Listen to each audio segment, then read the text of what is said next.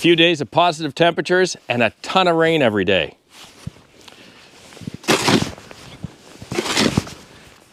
Immediately followed by a big deep freeze for several days after.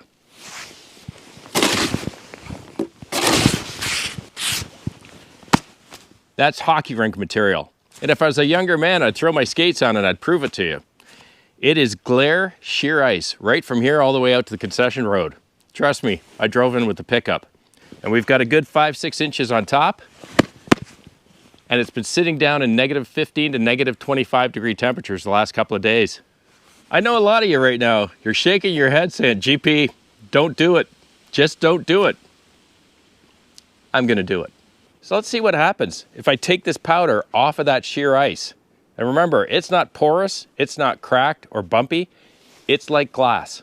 We all know that snow is an insulator.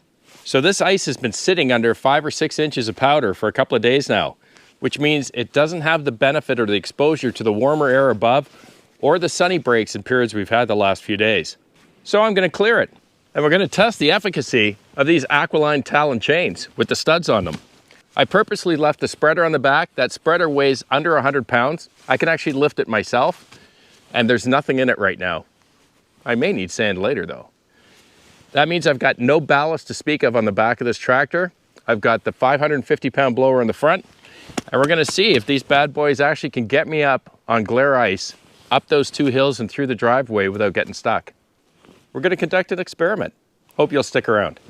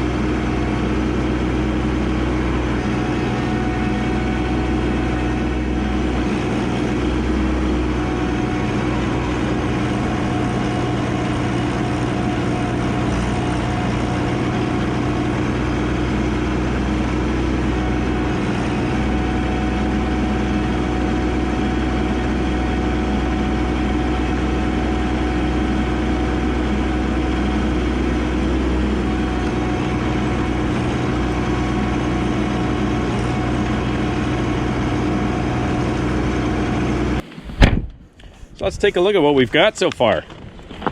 Well, that's ice all right. And that is sheer ice.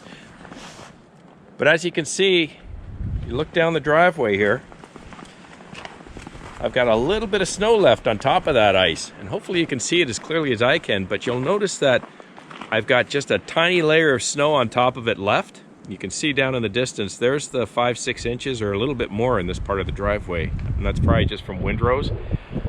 But what I think worked for me as far as the experiment goes is I didn't blow this powder out the morning it fell. My neighbor guy warned me not to. He said it was a bad idea. He said to wait 2 days, and what I would find, which appears to be the case, is that the snow would somehow kind of adhere a little bit to the ice on its own, which I think it's kind of done there.